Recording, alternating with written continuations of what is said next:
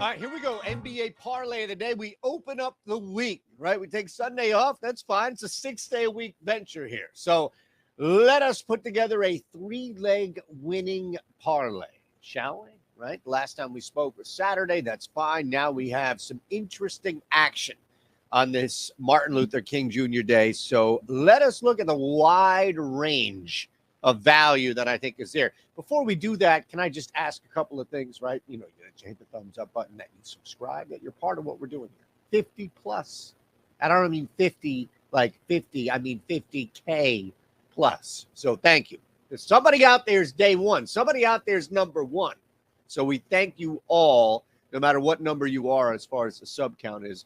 We just appreciate that this thing continues to grow as it does. Let's hit the DraftKings. Look, that $5 into $200 is still available. I know I'm going to put it on. Hey, you missed it. You missed it. That's fine. Don't. No, you didn't miss it. It's still around. We're going to start with the Pacers. And the big thing is the big guy behind me, we have no idea what's going on. We simply have zero idea. If I have to stop and take a swig, that's only because my voice is shot. But look, the Bucks are certainly struggling right now without Giannis out there. And the Pacers are struggling without Tyrese Halliburton, as they would without their leading scorer, without the NBA leader in assists per game. Like, all of that would make sense. But you start to look at, and this is what we're going to focus on as far as a bigger theme. It's going to pop up again with as big of a spread here tonight. But early on, I want to get your action in early here, or at least one game early. And I think the Pacers, even though it's on the road, the Pacers still can get some points up and they can still score. And I'm not really struggling right now to come with many, what would you say, reasons or end justifications for how the Milwaukee Bucks all of a sudden are going to blow a team out without Giannis. Now, this is built in with the Pacers are suffering much more, are way worse off right now without their guy than the Bucks are without their guy. And I don't necessarily know about that long term. And it's not just the back-to-back losses to the Heat. Don't get me wrong. The Pacers are struggling too. Pacers are having some.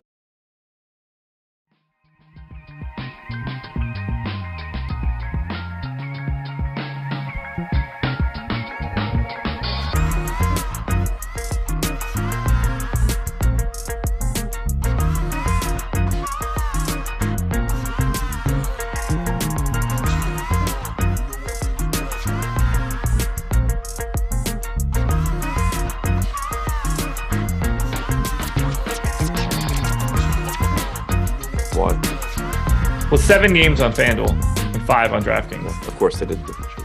Yeah, it's not even close to each other. FanDuel probably cancel it anyway. Yeah. FanDuel included the early 2:30 game, didn't include the 1 o'clock game, and included the 6 p.m. game. Makes sense. Yeah, so I'm playing DK instead. As you should. Yeah.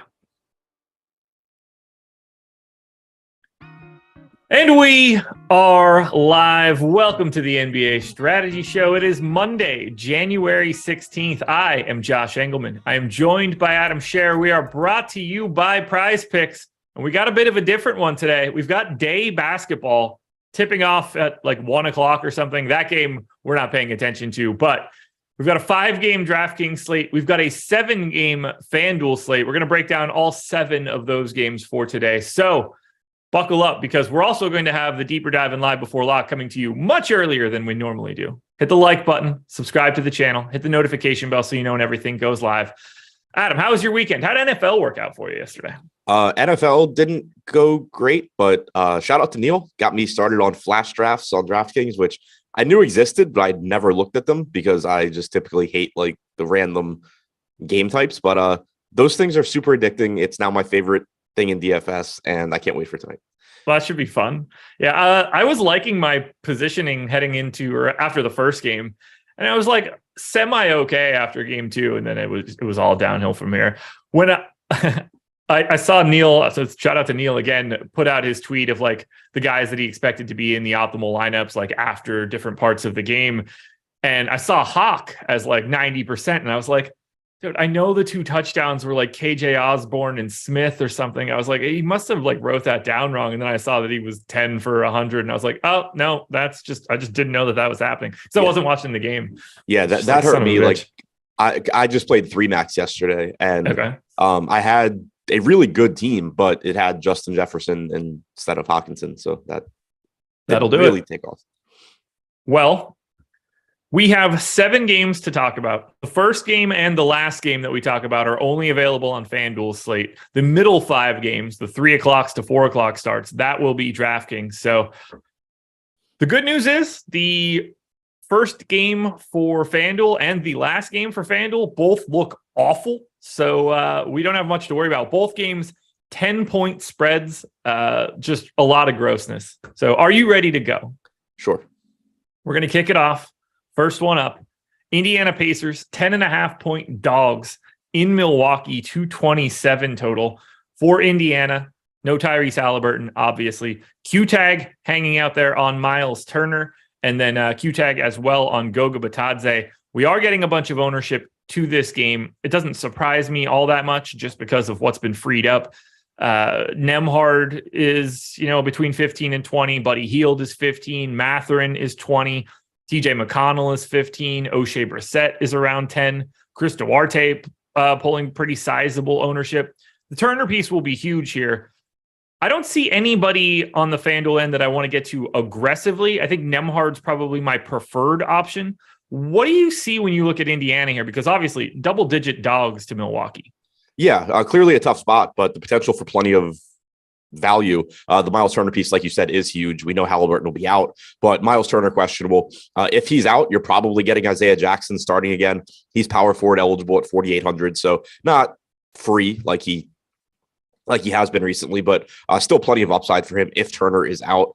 Nembhard's prices come up a bit. Everybody's just priced more correctly. So I think that even if Turner is out, you're probably not just like jamming this team in like you have been, but it's still going to make everything look better because he's also about a 24% usage guy without Miles Turner on the floor. So you're talking about more usage being available for Benedict Mathurin, for Buddy Hield. Nembhard's been disappointing so far. We've talked before about him really struggling when he plays alongside TJ McConnell. So far, though, they've been bringing McConnell off the bench, so you should have Nembhard doing better when he's out there without him, but he just hasn't been. I think that part of that is probably just bad luck. I mean, he shot like 2 for 16 in that first game without Halliburton, but also part of it is like those numbers without Halliburton or McConnell that were so good, they're so heavily swayed by that one game against Golden State where he went nuts.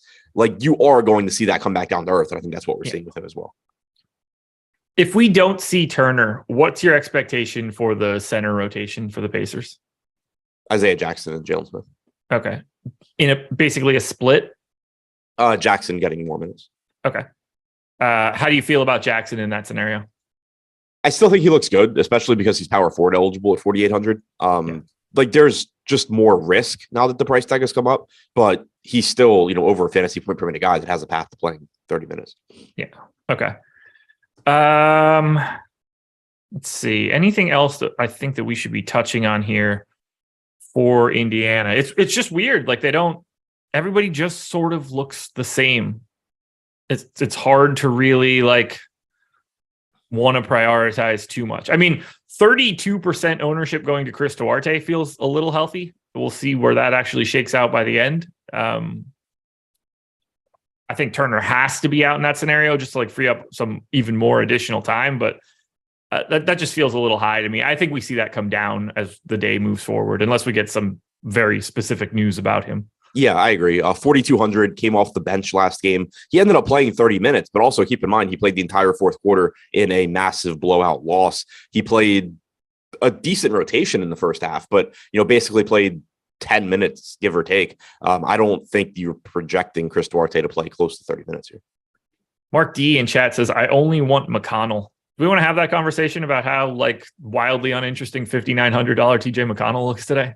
Yeah, I mean he's fine. Right. Right now he's pulling 15% ownership, but that's different than, when you're getting and I don't know what he had been priced on FanDuel, but I know he'd been 4K on DraftKings. That's one thing where even in 24 minutes, he's going to project for, 24 to 26 DraftKings points without Halliburton and just look really good at 4K. Now you're getting him close to 6K. Assuming he's coming off the bench again, I don't really like him that much. He was 4,200 for the first game without him. Right. That's a very, very good price point. Nearly 6K is not. No, that's a tough squeeze there. I'm actually surprised he's getting 15% ownership. So he came out significantly lower than that when I ran my sim crunch. Because I haven't played 24 minutes. I have no reason to suspect he's not doing that. Yeah, that's what we saw in the first game. That's what we saw last game, including some garbage time run. But yeah, I don't, even just based on his first half rotation last game, 7 minutes in the first quarter, 5 minutes in the second quarter. I don't really have any reason to think he's not playing 24 minutes. Like 26, if you want to go to 20, like if you want to feel optimistic, like, all right, maybe you'll close or something, you get to 26. Sure. Still not going to be exceptional at 5,900. Yeah, and I don't think that's how you can project him. I think that's on the table. But if you go to 26 as a projection, then you're saying oh yeah, sometimes he's going to play 30 minutes and he's going to smash tonight. Right. Maybe sometimes he does, but 26 would be aggressive. That man has cost me $100,000 in the past. TJ McConnell? Yeah. You had him or didn't have him? I swapped off of him on a show at 659 and that lineup would have won. Yep, I remember. Live swap at the buzzer. All I had to do was fail. Like I have so many times trying to upload lineups. Oh, that one was brutal. All right, Milwaukee Bucks side of this one. Drew Holiday is probable. Giannis is probable.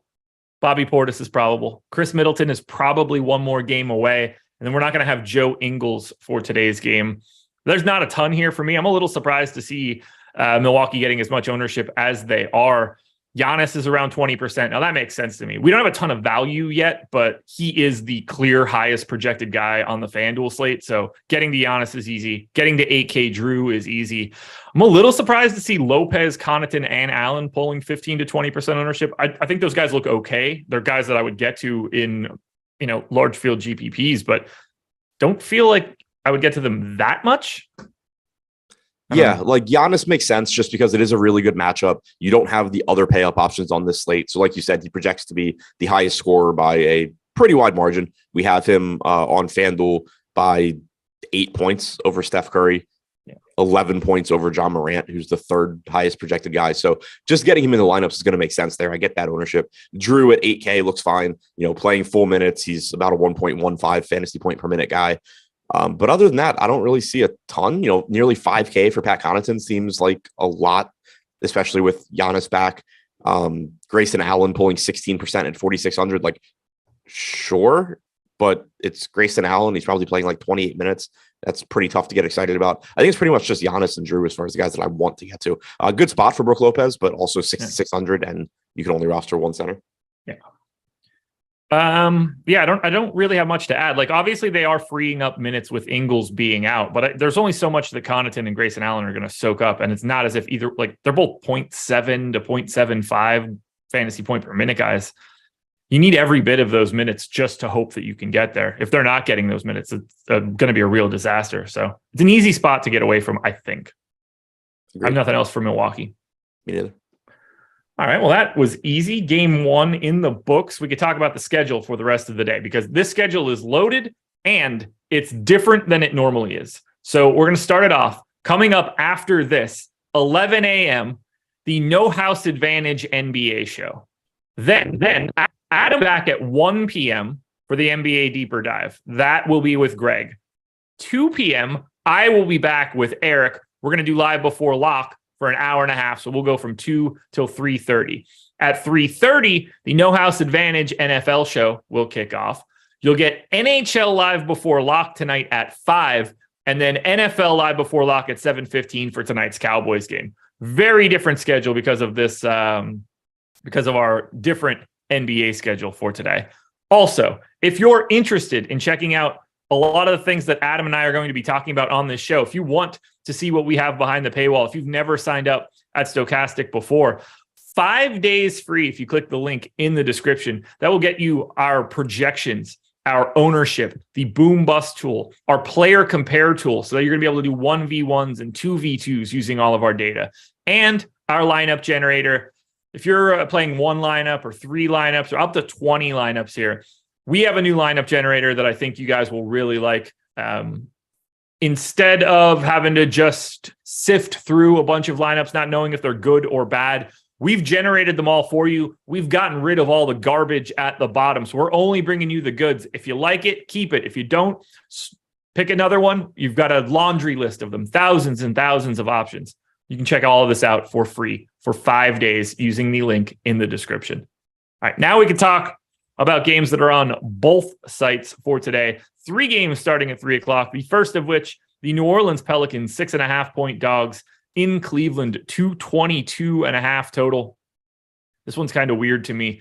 For the Pels, it's the same thing we've been used to as of late. No Brandon Ingram, no Zion Williamson. Q tag on Herb Jones. Herb Jones has missed the past 2 games. He did get the weekend off.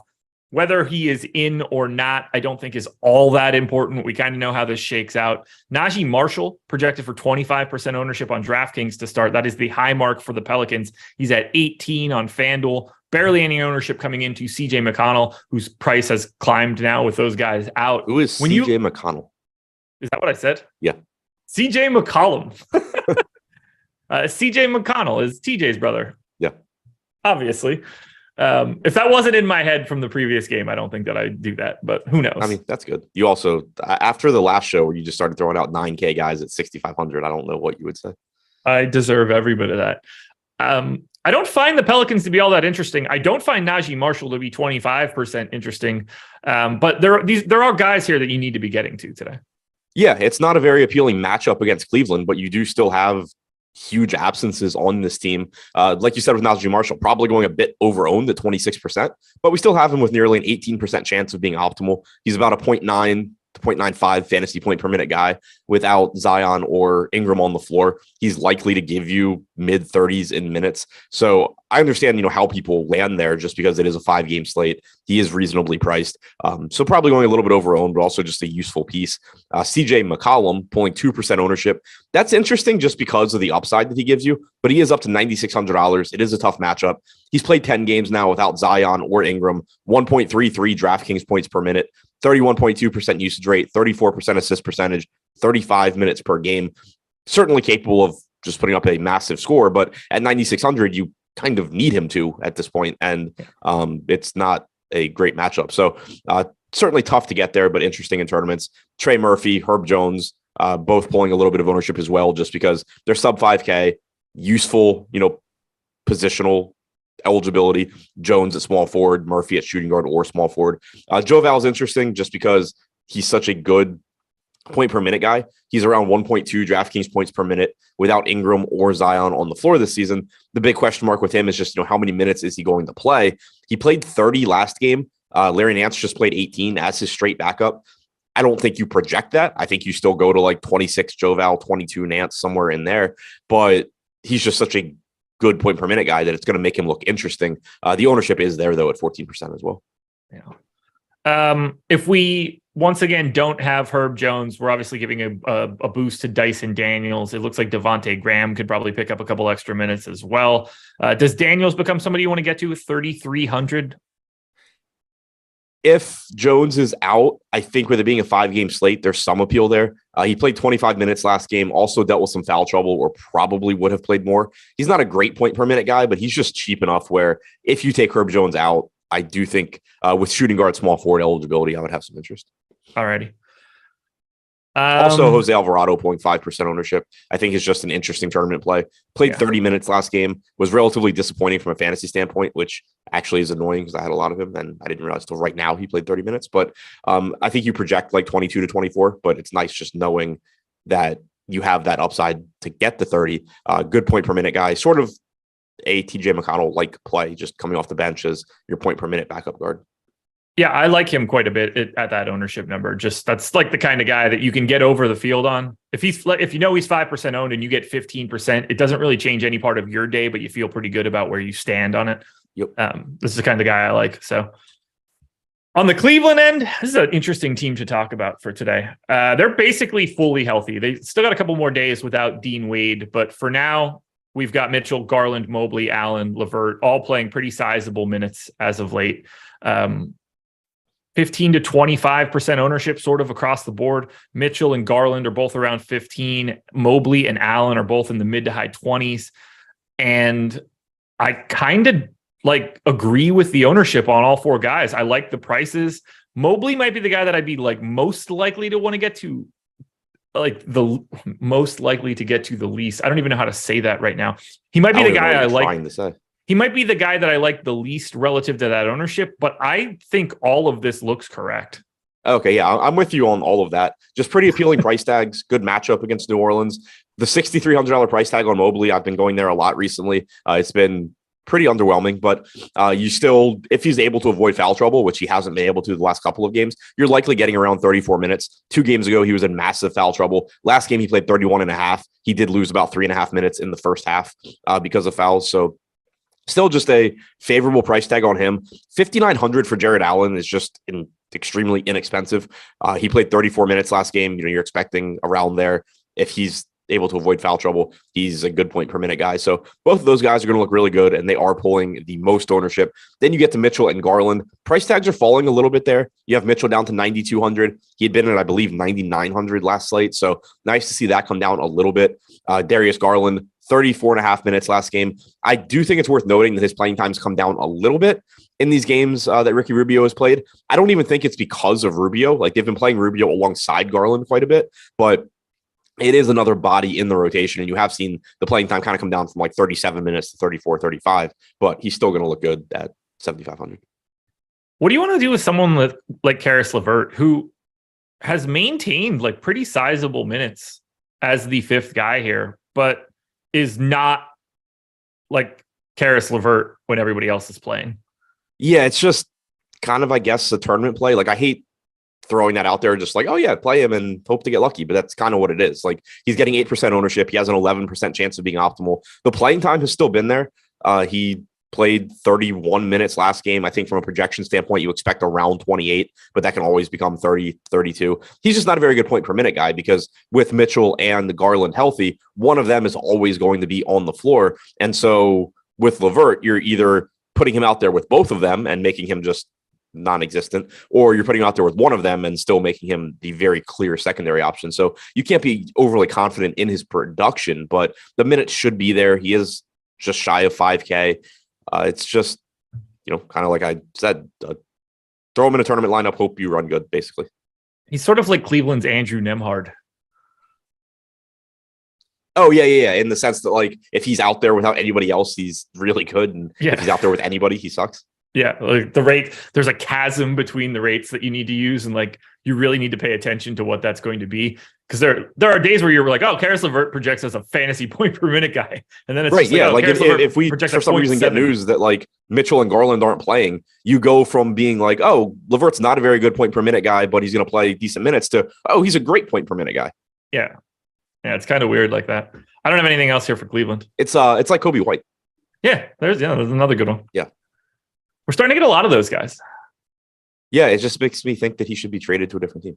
I feel like all of these teams need to just be like, oh, we'll give you this guy for this guy. Right, it doesn't seem to be working on our end. One of the Cleveland beat writers was tweeting the other day about LeVert being like one of the main pieces that they could move to try and improve this year. And somebody replied and was like, why would you move LeVert? And which, like, I thought was hilarious. But like, the beat writer was just like, because he doesn't fit on this team. Yeah, there's been murmurings about him going to Dallas, which I don't really know what that solves. If he makes it to Dallas, he just becomes it's the same role for him. Right. Yeah. Like, you don't want him taking shots over Luka. No. You already have Spencer Dinwiddie that can't get enough touches. Right. All right. If this game happened 2 weeks ago, it would have been a battle of each team's starters playing 44 minutes apiece. But the Toronto Raptors are 3-point dogs in New York, 224 total. I think we could start with the Toronto side. Hugh tag on Fred VanVleet, which is incredibly important, at least from a trickle-down effect. We're seeing the minutes start to stabilize. They now have like an actual rotation with Malachi Flynn, Chris Boucher, Precious Achiuwa, Juancho all playing now for Toronto. But the starters are still playing starter-ish minutes. We're seeing Gary Trent as the highest owned guy on the Raptors on DraftKings at 19%. No real ownership coming in on the FanDuel side. How are you handling Toronto today? They're tricky. Like, I don't like this new rotation because it's been enough games now where I think it's actually a thing. And I'm still just waiting for there's going to be a slate where it's just like Nick Nurse reverts back to being Nick Nurse and you get like an 8-man rotation. But we haven't seen that over the last few games. And I don't think we can just expect it to pop up. But these price tags are also pretty cheap. 7,600 on Van Vliet, 7,300 for Barnes, but then 5,500 for Gary Trent, 6,400 for OG, 10K center only on DraftKings for Siakam. Those are all just good price tags, even with the reduced minutes. And one point I had made the other day, somebody in chat had said that like you can't play Toronto because of their minutes being dialed back. They were never priced to play 40 plus minutes. No. So it's just a situation where they've gone from being underpriced if you're willing to project them for 40 minutes to correctly priced, but then their prices just fell again. So now they're back to being underpriced, I think. And you're seeing ownership, across the board for this team, 14% on OG, 19% on Trent, 14% on Barnes. Those three in particular pulling ownership on DraftKings. Precious Achiuwa pulling 12%, which scares the shit out of me. He played like 27, 28 minutes last game. I still don't think you can actually project that to happen. But if it does, he's going to look good at 3,300. I think you probably project mid-teens, though, which makes him much less appealing. But as far as the starters go, I think they all still look good at these price tags. He played the final 15 minutes of the game. He played the entire second quarter and the entire fourth quarter. Yeah, and when you look at the starters' minutes, it's just, Gary Trent ended up playing 20 minutes in that game. Fred VanVleet played 26. I'm not going to go into this game being like, oh, yeah, they're going to play Precious Achiuwa more minutes than VanVleet and Trent. Just get them in your lineups. Like, I don't expect that to happen. Siakam fouled out. Right. So, yeah, I don't know how to project his minutes. I mean, the bench is even weirder. Like, I have no concept of what to do. It doesn't seem like it's Coloco, and then you just kind of spreading it out everywhere else. But I don't expect Gary Trent to be playing 20, and I don't expect Fred VanVleet to play 26. So I can't expect Achiuwa to really get the minutes that matter. If VanVleet is out, is it Malachi Flynn's season? I think so. Seems like, obviously, the starting lineup will tell us more. You could get them throwing Hernan-Gomez into the starting lineup. But even if they do that, I think you're getting more minutes from Flynn off the bench. He's 3K flat. You don't need that many minutes for him to look really good. So I think it's a situation where if Flynn starts, he looks great. If he comes off the bench without VanVleet, he looks good. I'd be playing him either way. This Toronto team's going to be a pain in the ass. And then we go to the New York Knicks, who are equally as pain in the assy. Brunson, Barrett, Mitchell Robinson, all we'll call it like around 15% owned, a little bit less for some of these other guys. We saw Emmanuel quickly close over RJ Barrett on Sunday. They're basically taking Miles McBride out of the rotation now and still getting to quickly played 32 and 34 over the past two. They're running what amounts to like a 6-man rotation with very brief breaks for Julius Randle and for Mitchell Robinson at this point. So fire up all of the starters as far as I can tell. Even give me a little bit of quickly, although I don't love the price tag. But I like Mitchell Robinson even more than the ownership he's showing. I don't mind getting to Quentin Grimes. If we're going to see guys like Pat Connaughton and stuff pulling 20, like what's the difference between Pat Connaughton and Quentin Grimes? Never mind. Pat Connaughton is not on the DraftKings slate. That was FanDuel ownership. So yeah, that would have been a fair assessment in this case, but doesn't actually apply here. I just like getting to all the Knicks guys because there's just infinite minutes. Yeah, exactly. Like Grimes isn't a good point per minute guy, but he's 5K with shooting guard, small forward eligibility, not pulling any ownership and likely to play 36 minutes or so. It's going to get into some lineups just as a way to round out your lineup, basically. The other 4 starters all actually look good. Robinson, Randall, Brunson, Barrett, just all playing big minutes. 5,300 on Robinson. We've talked about it a lot recently. It's Mitchell Robinson, so like you just are expecting that shitty game where he plays 22 minutes to happen, but he's playing a ton of minutes right now, and you're able to just project him for more. I mean, this is somebody that, earlier in the season, you kind of had to project him for like 24, 25, 26 minutes. I think you can comfortably go to like 32 now, and it makes him look very good at 5,300. He's pulling 19% ownership. We actually have him with a 21% chance of being optimal. So to your point, probably going a little bit under owned. Julius Randle at 10-3, like that's a healthy price tag, but he's still been playing 38 to 40 minutes with Obi Toppin back. You're just getting around 10 minutes from Obi Toppin as his backup. There's not pay up options on this slate, so that makes it easier to get to Randall as well. Especially, like DraftKings, you don't even have Giannis on the slate, so Randall's going to look good, not pulling a ton of ownership either. RJ Barrett, like you said, didn't close last game, only played 27 minutes, but played 41 in his first game back. typically is going to give you around 40. Don't love the $6,900 price tag, but looks good enough. Yeah. And then Brunson at 8,500 is good too. And he's playing 40 minutes a night, yep. Easy. And I went to 39. I have a hard time going to 40, but I could very easily go to 40 and feel okay about it. Yep. Are you willing to go to quickly? Because I think he's like the trickiest dude. I don't really know what to do for his minutes. Yeah, I mean, it's just tough at 5,800 because that price tag came up from when he was starting and playing huge minutes. If you were getting like that $4,600, $4,800 quickly, I think he'd be really, really interesting. Here, like even if he plays 30 minutes, he's not going to project that well at 5,800. So, and then, kind of like we were talking about Toronto, I'm certainly not projecting quickly to continue closing ahead of RJ Barrett. He could close ahead of Grimes potentially, but I think expecting around 30 minutes is reasonable, but also still wouldn't make him look that good at that price. This also doesn't strike me as the game that you close small in. There's just so much length for Toronto on the opposite side. 6'8" dudes. Yeah, quickly closed against the Pistons on Sunday, so slightly different vibe. And don't forget, quickly, sort of like the Andrew Nembhard of this team, in that when he's going to be out there with Brunson and Randall, like his rates are not the same, and they're not even close. What was that? Quickly is sort of the Nembhard, LeVert, whatever of this team, where if he is getting those additional minutes, it's not necessarily at the right rates. Right. Like the extra minutes he gets, they're extra minutes. They're useful, but the rates do come down in those minutes. All right. Anything else for the Knicks? Nope. Time to talk about PrizePicks, presenting sponsor. On the hoodie today, too. Very comfortable. Nice, comfortable Monday to get the day started.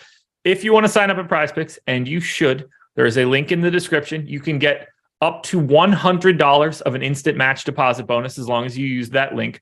You're building basically a parlay card. You're picking player props. Put together 5-on-1 card. You can net up to 10x your entry fee, and you can do that across sports: NBA, NHL, NFL, college basketball, soccer, tennis, MMA. I mean, the list goes on and on. You'll see disc golf pop up there from time to time. That's always fun. Adam and I are going to look at some NBA props. We've got fantasy scores on here. A lot of them are for the one game that you and I did not cover, Boston and Charlotte, but we've got two right away that we can talk about. How do you feel over under Giannis Antetokounmpo, 57.5 fantasy points? We have him at 57 too in 33.5 minutes. If I had to take a side, I would take the over, but I think it's pretty much correct. I actually have the under at 55. I assumed that I was going to have this soar over there, but scares me. Drew Holiday, 36.5. Over. Yeah, this one I've got a pretty clean over. Yeah, I got him at 39. We have him at 37.6, but we also only have him at 31 minutes. So I think that just goes up. Yeah, I got him at 39.5 in 33 minutes. So I do like that piece of it. I'm going to switch it over to a raw point just because that unlocks everybody else. And who would be most interesting to talk about here? Well, I guess we just talked about him. So let's get one last piece from the New York Knicks. 25.5 real points for Jalen Brunson. I was guessing you were going to say Randall, so I went to the wrong guy. Same thing. 25.5 on Randall as well. Yeah, we have 23.9 on Brunson, so I would take the under. Randall 24.7, so closer, but still under. I got it 24.7 and 24.6 for both guys, so just barely taking unders, but would probably avoid them both. Anyway, guys, that's PrizePicks. It's a great way to start a bankroll. We've got PrizePicks content all over our YouTube channels and at Stokastic.com, so I think you guys should go check it out. And for the 557 people that are in here right now, hit that like button. No reason we're not up over 100 by now, guys. It's a big day. Should hit that like button. Golden State Warriors, 2.5 point favorites in Washington, 232 total. On the Golden State side, they played yesterday. We don't have their injury report. I'm going to go out on a limb and say that Klay Thompson doesn't play today, but who knows? I have projected him out. I'm assuming we still don't have Kuminga as well. As you look at the Warriors, do you see anything that stands out? Because even if you put Klay in, I don't like the Warriors. I took him out and I don't like the Warriors. I think on DraftKings, there's a few spots that look decent. 10-4 on Curry, just because you don't have pay up options on this slate. Pretty good matchup against Washington, healthy 118 implied total for Golden State. So that $10,400 price tag on Curry, especially, if Clay is out, you do get a little bit of a bump in usage potentially. Jordan Poole, obviously a high usage guy replacing Clay, but either way, Curry's going to look pretty good. Played about 32 minutes in his first game back. Last game was a massive blowout, so he barely played. But if this game's competitive, I'm expecting him to play around 34 minutes and just look good at that salary. He had some foul issues last game too, I believe. But the big thing was actually, no, he didn't. Never mind. The big thing was just the blowout. Like, he didn't play at all in the fourth quarter, so he ended up only playing 23 minutes. But again, if this game's competitive, I'm expecting low to mid 30s from Steph. So he's going to look good. Wiggins at 6,600, Poole at 7,900, both pulling some ownership as well. I don't have any issues with that. Assuming Clay is out, you're likely getting low to mid 30s in minutes from Poole. Wiggins should be back to just his normal run. Played 28 minutes last game, but again, didn't close because it was a blowout. So all three of those guys pulling some ownership, and I think deservedly so. We have Steph in particular going under-owned on DraftKings, 23% chance of being optimal at only 16% ownership. Then you get to Draymond and Looney. They're both sort of just like last piece in type guys. If it's competitive, you're probably getting 32 to 34 minutes from Draymond. You're probably getting mid-20s from Looney at 5,100. Clay is already officially out, by the way. Okay, cool. I didn't think about it, but all these injury reports also have to come out earlier today. Yeah. Oh, yeah. In my mind, when I was saying it, I was just like, "Oh, we'll find out at 1:30." It's like, we're going to find out a lot faster than 1:30. Yeah. We already know. Clay out, Iggy out, Kuminga out, Wiseman and JaMychal out. Yep.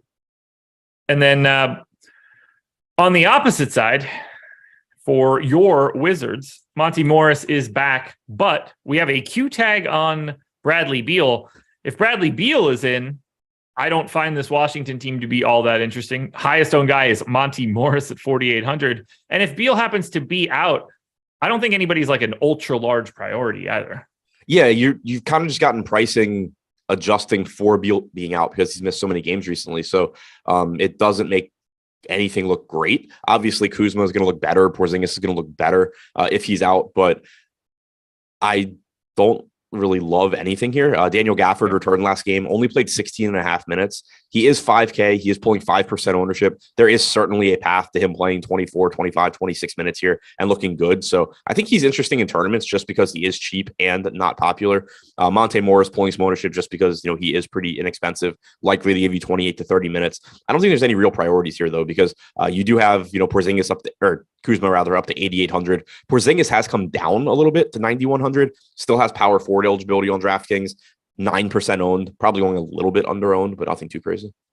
Yeah, I don't know what to do here. If we don't have Beal, you're giving Kispert a bunch more minutes. Taj Gibson's not going anywhere. He's still going to play like 10 minutes or something like that. I just don't think it frees anything up. If you don't have Beal too, I do think it makes DeLon Wright look a little bit more interesting at 3,400. Right now, he's pulling 8% ownership. If Beal is in, I expect Wright just to be the backup point guard to Monte Morris.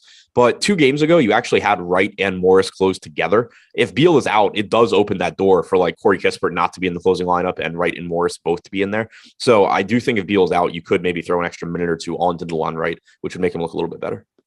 All righty. Anything else for the Wiz? This is a pretty unappealing game in general.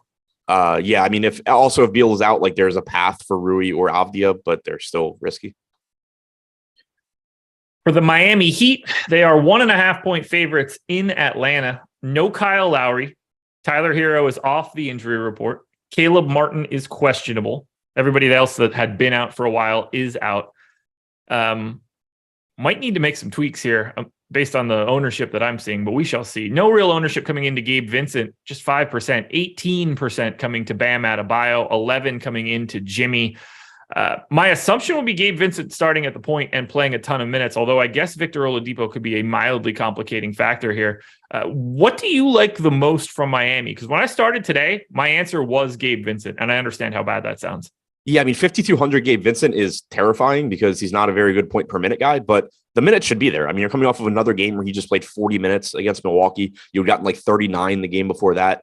I think there's just enough playing time there that he's going to look pretty good. If you do have Caleb Martin back, that makes it a little bit riskier. Like, I think, expecting 32 to 34 minutes starts to make sense there because you are adding another body to the rotation, but he's still just based on playing time going to look decent, pulling 5% ownership with a 9% chance of being optimal. So I wouldn't say he's my favorite play for Miami, but I do think he's going a little bit under owned. As far as, quote unquote favorite plays, I think, Bam and Butler are still at the top of the list. Sure. Hero being back should also hurt Vincent a bit. Yeah. 8,200 for Hero on DraftKings, 7,600 on FanDuel. We have him pulling basically no ownership. I find him to be really interesting in GPPs. Yeah, I assume he's not going to be significantly limited. If we hear that he is, then obviously that changes a bit. But if he's going to play 34 to 36 minutes at 8,200 and no ownership, I do think that's interesting. And then what do you want to do with someone like Max Strus, who for the past 3 games with no Lowry and no Hero has played 40 plus minutes? Obviously that's coming down, but how far does it come down? I mean, I think a lot depends on Caleb Martin. Hero coming back certainly takes some of those minutes away. But if Martin's back as well, I think you get to a point where, Strus is just completely uninteresting at 5,500 right now with Martin and Hero projected, or with Martin projected in, and we know Hero's in. We have Strus projected for like 20 DraftKings points at 5,500, which is just completely not interesting. But if you take Caleb Martin out, then, he starts to become like a last guy in type tournament play. Okay. Are you surprised by that Bam ownership? A little bit, since he's center only, but at the same time, it is only a 5-gamer on DraftKings. 8,700 is a pretty solid price tag. It's not a bad matchup against Atlanta, so I get it. Okay. Anything else for the Heat? Obviously, the Martin news is going to be huge. Yeah, nothing else. Okay. On the Atlanta end, Trae Young is probable. Bojan Bogdanovic is off the injury report, and Clint Capella is back after being gone for a while at this point in time. I assume that will just make the center rotation for Atlanta very uninteresting, because now Onyeka Okongwu is priced like he was in, and he's actually more expensive than Capella on FanDuel. And I assume that there's no chance that we're going to really want to get to Capella either. I don't get that he's not going to come in and play 32 minutes. We've got DeAndre Hunter projected for 22% ownership on DK. Murray and Young both around 10. John Collins around 10. I like Murray and Young a lot more than I like anything else. I mean, I like Hunter, but the ownership gap for Murray and Young in comparison to what we're projecting, those are the 2 guys that I want the most here for Atlanta.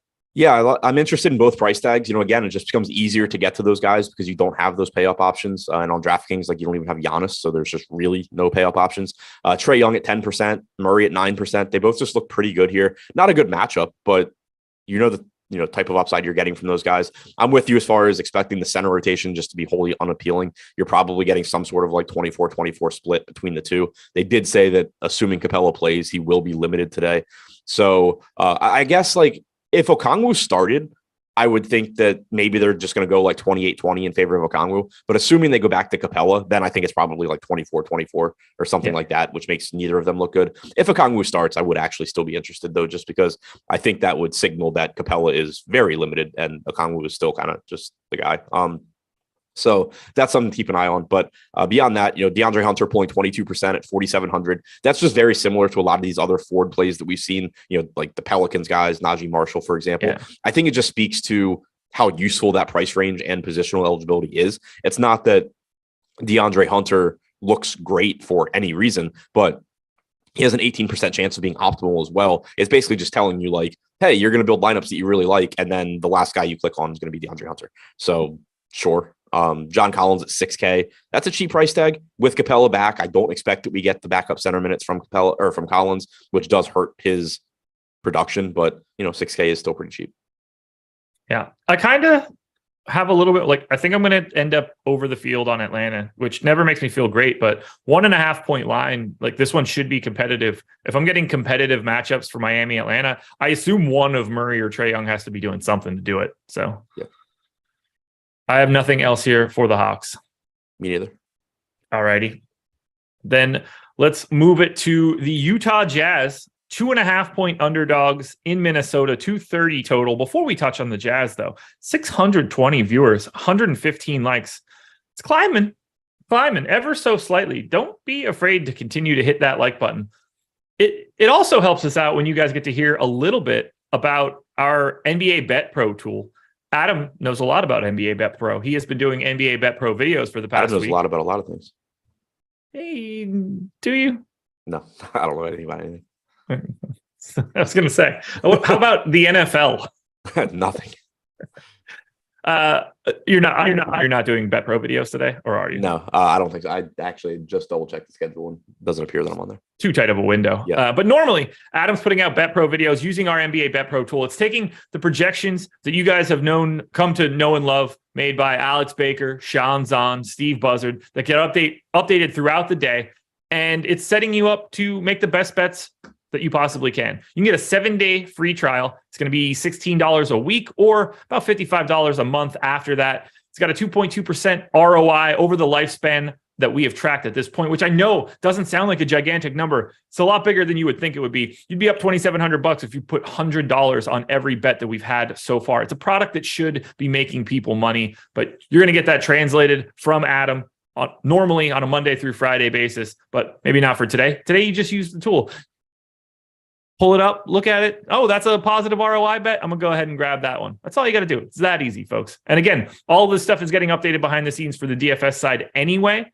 So this is just a value add for you.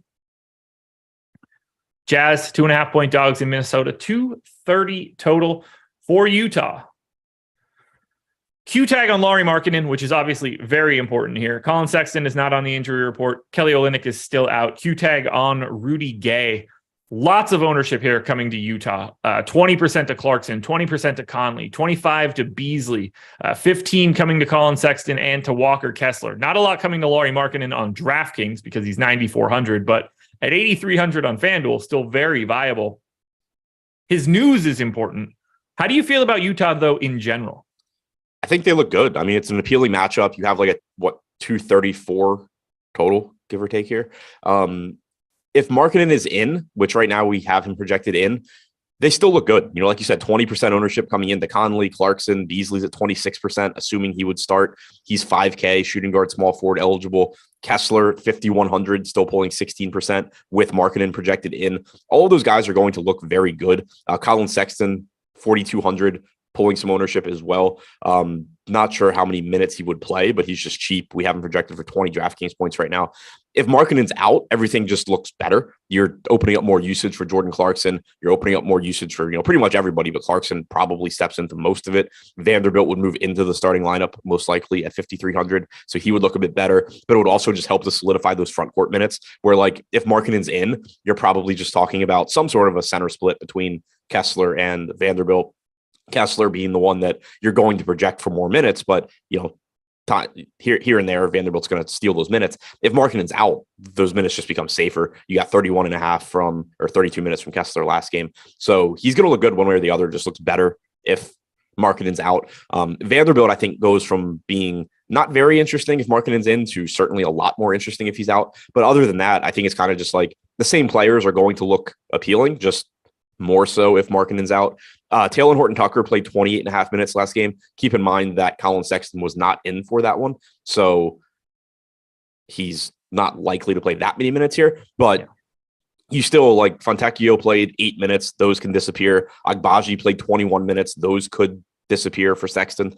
There is a path for Taylor Horton-Tucker here, but also keep in mind that we've seen frequent DNPs from Taylor Horton-Tucker in spots where people expect him to play this year too. So certainly not safe.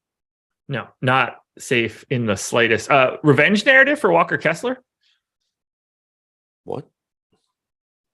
I mean, I used Walker Kessler. We could have used Beasley or Vanderbilt if you really wanted to in this scenario, but I went Kessler instead. Was Kessler on Minnesota? He was drafted and then traded in the trade. Okay. I'll say, as far as I know, he's a rookie and on Utah. To me, it was funnier to use Kessler since it would be like the least revenge narrative. Yeah, and because it very clearly confused me. Yeah. It worked out. But perfectly. I mean, this game is just a revenge game. Yes, it is. Everybody. Sure is. I have nothing else here to add. Me neither. The Minnesota side is like mildly complicated. Q-tag on Anthony Edwards, which seems to exist every game now. Towns obviously still out. Q-tag on Gobert, Q-tag on Taurean Prince. Both of those things are very important. But right now, with everybody in, massive ownership coming to Minnesota. 40% going to Anthony Edwards, and I think that is mostly deserved at 8,300. Russell's at 25%. Jaden McDaniels is in the 20s. Flat 3K Taurean Prince with a Q tag is 34% owned. You're even getting like Rudy Gobert and Kyle Anderson getting a bunch of love. it's hard to not want to go to Minnesota. It's a bad Utah defense. It's a big time total. Like all signs point to wanting to go to the Wolves, and it could look even crazier by the time we get to lock. Yeah, it's kind of like the Utah side where if the questionable guys are in, they look really good. And then if they're out, you just get stuff looking even better. Assuming Edwards is in, 8,300 is just a dumb price tag here. Shooting guard, small forward eligible as well. So really, really easy to get him into lineups. 40% projected ownership, but also a 36% chance of being optimal. So that ownership really isn't crazy. Like you were saying, if Gobert is in, he looks good at 7,400. If he's out, you get Naz Reid at 4,900 with power forward eligibility, just looking like a fantastic option. He's played huge minutes this year when Rudy Gobert's been out. He's a very good point per minute guy. Russell down to 6,700 looks good. McDaniels, Anderson, Prince, all sort of just like reasonably priced lineup filler. You're not excited to go to Taurean Prince, but he also just shouldn't be 3K. He played 26 minutes last game. If he's good to go here, I think you expect mid 20s, and it's just he's 3K. Like, why not? Kyle Anderson, should play 30 to 32 at 5,200. Jaden McDaniels, same thing at 46. This team is just really cheap for some reason, and I don't know why. Yeah, and it could get really crazy if it breaks the wrong way. Yeah. I mean, the Gobert would be the piece that I would want to be out, and I would want that to happen early enough that you can get to it. But like Taurean Prince is oddly important. If Anthony Edwards happened to be out, you're just this flat 3K Taurean Prince, this 0.7 to 0.75 guy that's really unappealing. 0.65 FanDuel points per minute over the last 30 days, and yet he's going to be one of the most popular plays of today's slate. It's gross. Yeah, I mean, if Edwards were to end up sitting too, then you open up, a $4,400 Jalen Noel probably playing more minutes. Yeah, there's a lot going on here, but even with everybody in, Minnesota's probably the most appealing team we've talked about. Yep. All right. We'll close this one out pretty quickly here. This is going to be the Phoenix Suns and Memphis Grizzlies. Again, this is only on FanDuel, so DraftKings was smart and cut this one loose as well. So when we talk about Phoenix, they're 10-point dogs in Memphis, 226 total. No Paul, no Booker, no Cam Johnson, no Cam Payne. Landry Shamet is questionable, which would probably put him into the starting lineup as the starting point guard. We know that it's probably not going to be Dwayne Washington because they don't like that dude at all. Bridges, Ayton, and Shamet all pulling about 20% ownership on the FanDuel side. I kind of agree with that. I have no real issue getting to any one of those three pieces. What do you see when you look at Phoenix? Because it doesn't look good. Yeah, I mean, the Landry Shamet piece is important, like you said, with respect, particularly to Dwayne Washington. Washington's not pulling any ownership right now. We have Shamet projected in. That ownership probably comes up a bit if Shamet is out, but you're still expecting like 24, 26 minutes if he's out, just because, like you said, they don't trust Dwayne Washington with the ball. And so that makes it pretty difficult for him to be in closing lineups. But beyond that, Ayton at 7,700 sees a bump in usage without Booker. You can see it be difficult to get him the ball when you don't have any playmakers, but certainly a nice ceiling for him at 7,700. Bridges should play a lot of minutes.